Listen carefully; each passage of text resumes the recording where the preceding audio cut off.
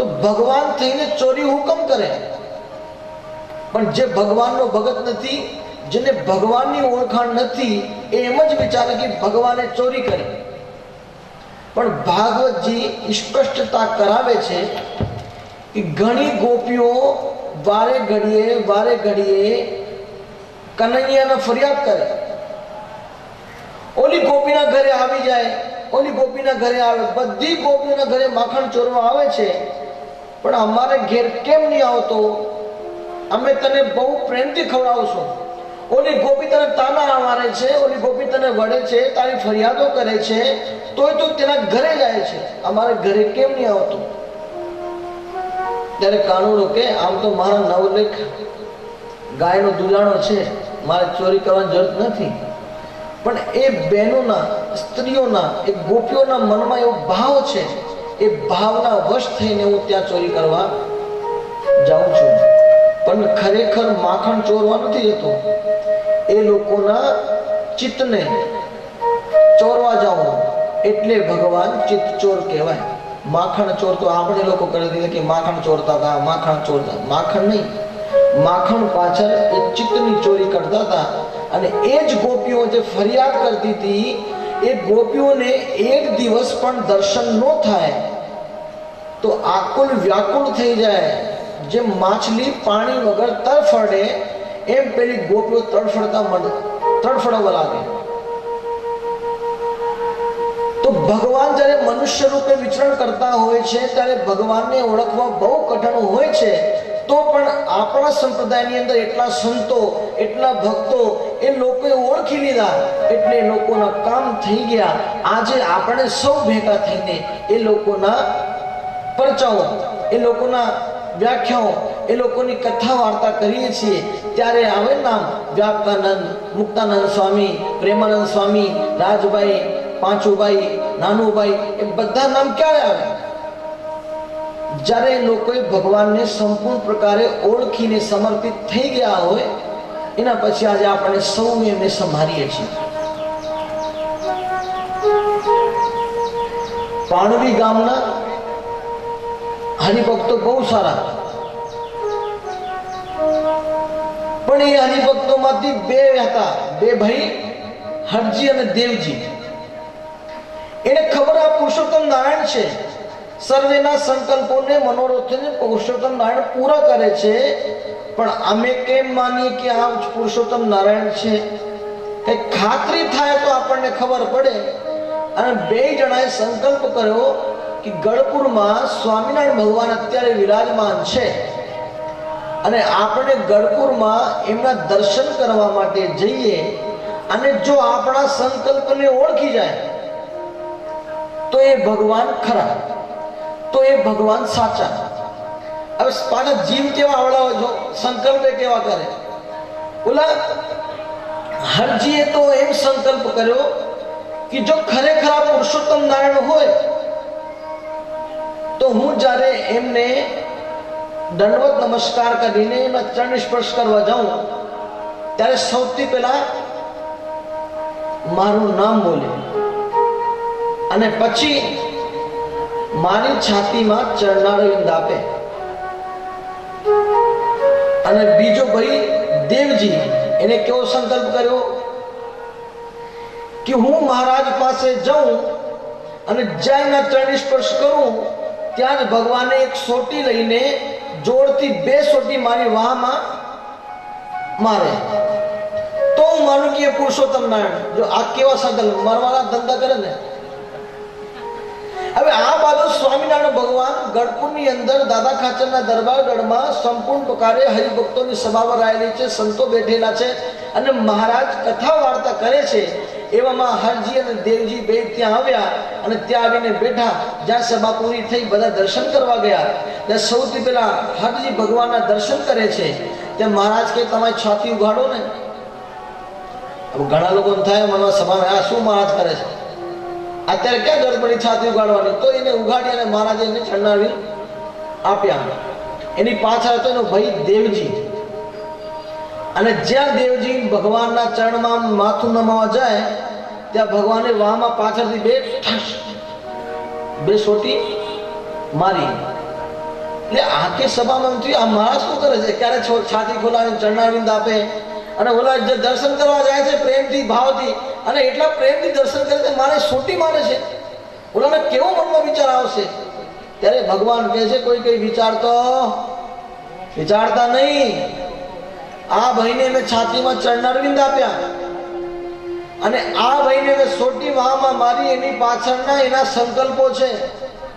ઘરેથી 2 જણા સંકલ્પ કરીને આયા. જો પુરુષોત્તમ નારાયણ ખરેખર સાચા હોય, એ જ પુરુષોત્તમ નારાયણ હોય, તો મને છાતીમાં ચરણારવિંદ આપે, મારું નામ લઈને બોલાવે, અને જ્યારે હું દર્શન કરવા જાઉં દેવજી, ત્યારે મારી વાહમાં મને 2 સોટી મારે. હવે આ સંકલ્પો કરીને મારે પૂરા કરવા પડે ને.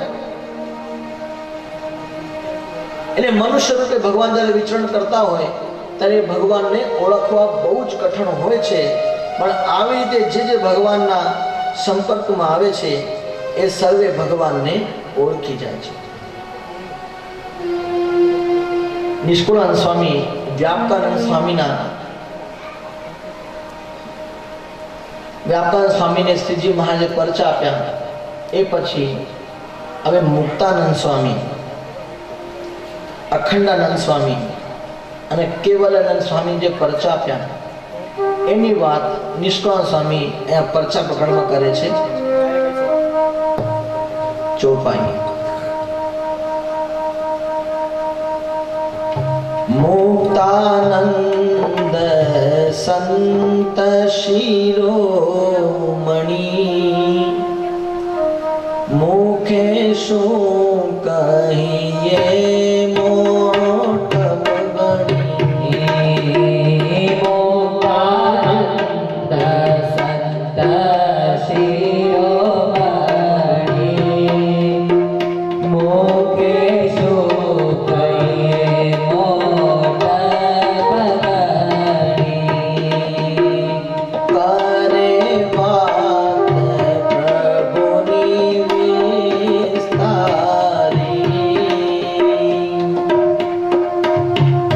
સ્વામી સુખી થાય નર નારી.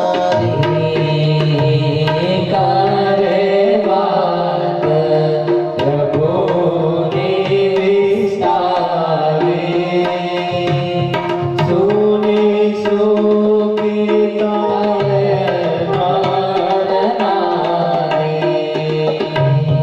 એ કરીને કરી બહુવાત,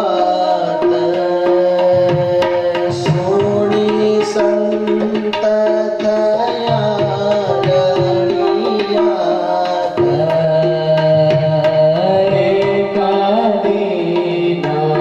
કરી બહુવાત, સોની સંત રળિયાત. પછી બેઠા આસન પર આવી, દ્રષ્ટિ અંતર માહી ડેરાવી. પછી બેઠા આસન પર આવી, દ્રષ્ટિ અંતર માહી ડેરાવી. આજે મુક્તાનંદ સ્વામી એ શ્રીજી મહારાજને સંભાળી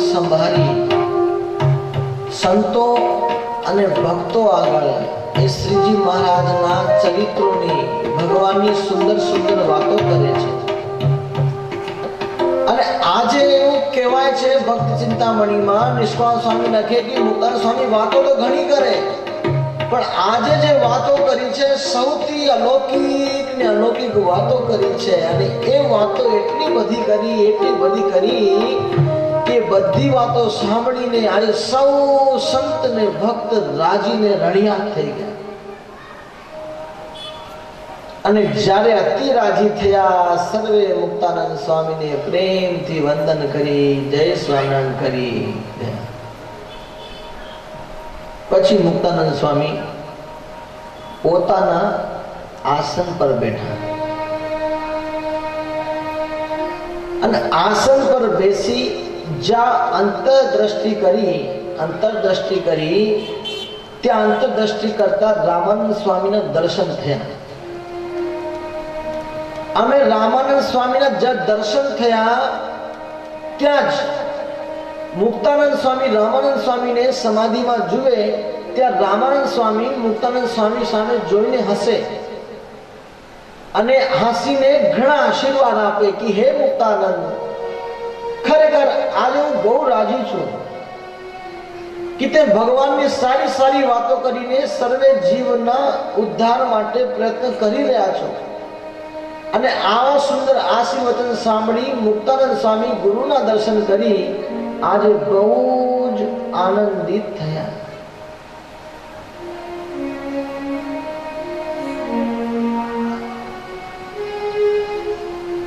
आज श्री जी महाराज गढ़पुर में विराजमान हैं.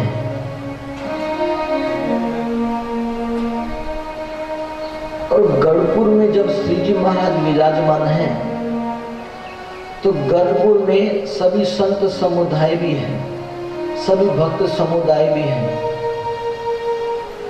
रामानंद स्वामी धाम में गए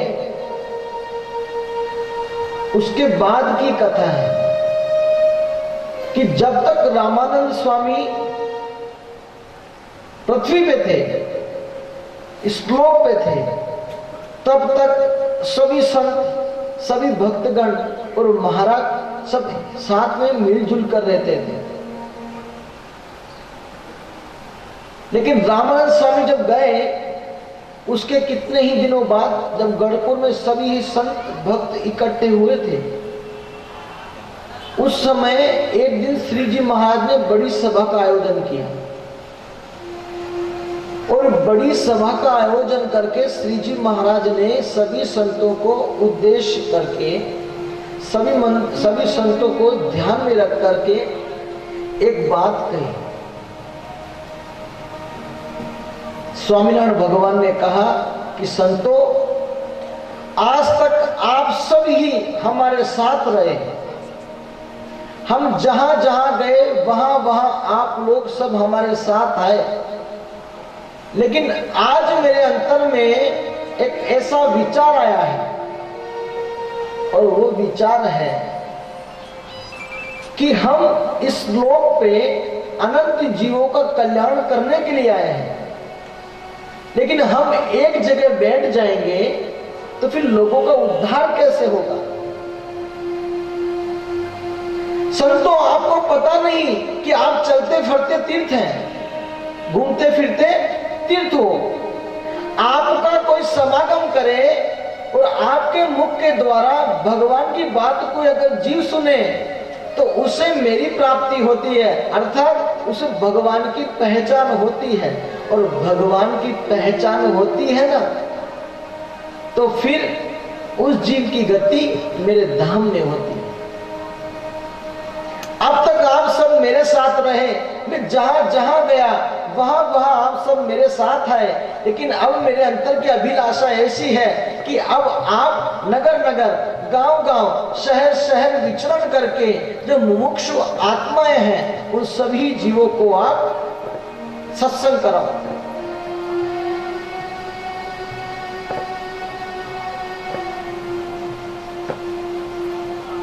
अब तक रामानंद स्वामी और श्री जी महाराज दो ही कथा वार्ता करते थे, दो ही सत्संग करवाते थे, लेकिन अब भगवान की आज्ञा हुई, संतों मेरी आज्ञा ऐसी है कि आप सब गांव गांव, नगर नगर, शहर शहर विचरण करके जीवों को भगवान की पहचान कराओ.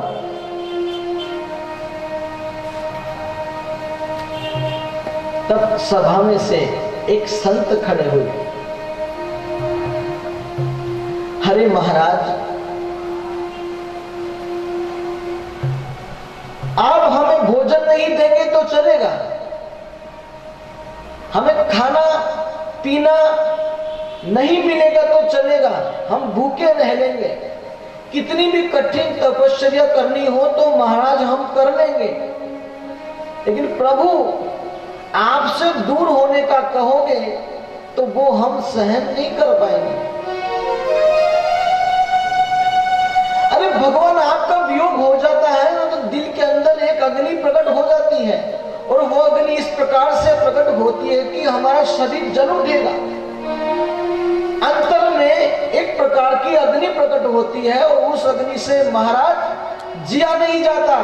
आपकी मूर्ति के बिना, आपके दर्शन के बिना, आपके स्वरूप के योग के बिना भगवान हमारा जिंदा रहना अति कठिन, अति मुश्किल है।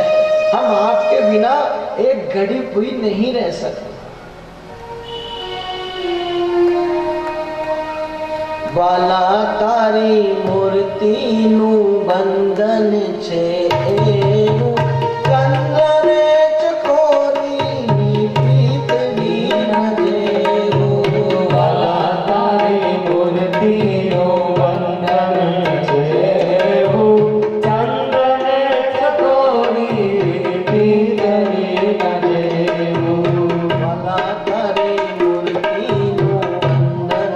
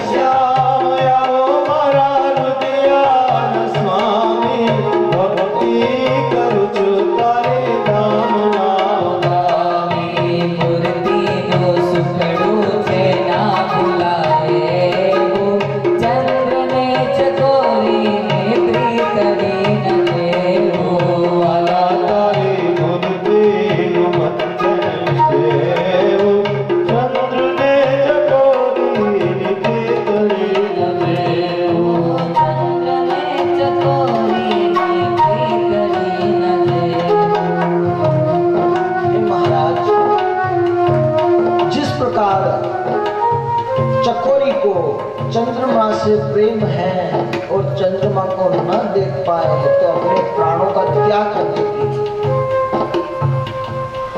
अरे शास्त्रों में लिखा है, एक चातक नाम का पक्षी है जो पुष्य नक्षत्र में गिरने वाली बूंदे, आकाश मार्ग से पुष्य नक्षत्र में गिरने वाली बूंदे जो ना मिले तो दूसरा पानी नहीं पिएगा। एक बार एक नदी के किनारे, एक समुद्र के किनारे चातक पक्षी छटपटा रहा था, प्यास के मारे झटपटा रहा था, छटपटा रहा था, तड़प रहा था।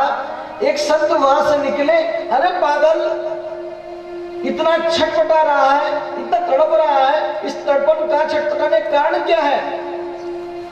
तो उस चातक नाम के पक्षी ने कहा दिव्य वाणी से कि मैं बहुत प्यासा हूं, मुझे इतनी प्यास लग रही है कि जो मुझे पानी ना मिला तो तो मेरे प्राणों संकट में आ जाएंगे, मैं मर जाऊंगा। तब महात्मा ने कहा, अरे पागल, इतना बड़ा समुद्र है, इस समुद्र के किनारे पर ही तू झटपटा रहा है, तड़प रहा है, समुद्र में ही तू डूब रहा है, तो पानी की बूंद पी ले, जिंदा हो जाएगा। तब चातक ने कहा, अरे महात्मा, जब तक स्वाति नक्षत्र में गिरने वाले बूंदे मुझे नहीं मिलेगी, तब तक मैं इस पानी का योग नहीं करूंगा। वो बूंदे ही मिलेगी, वही मेरा प्राण है, वही मेरा जीवन है। मैं जैसे तैसे से दोस्ती नहीं करा, मैं मर जाऊंगा, लेकिन समुद्र का पानी नहीं पीऊंगा। ऐसी निष्ठा कि महाराज दुनिया में कहीं भी हो, कैसी भी अवस्था में हो, कुछ भी करते हो, लेकिन प्रभु आपका वियोग हम सहन नहीं कर पाएंगे। तब भगवान इतने प्रसन्न हुए, इतने खुश हुए, और भगवान ने कहा, संतो, इसी कारण से मैं तुम्हारे पर प्रसन्न हूं। आज संतो, तमने जो चुने, जारे जारे तमने जो, ત્યારે ત્યારે મારી છાતી ગદગદિત ફૂલી જાય છે। અરે સંતો, તમારામાં હું રોમ રોમમાં વસેલો છું, તમે મારા વગર રહી શકતા નથી, એટલા માટે હું પણ તમારા વગર રહી શકતો નથી।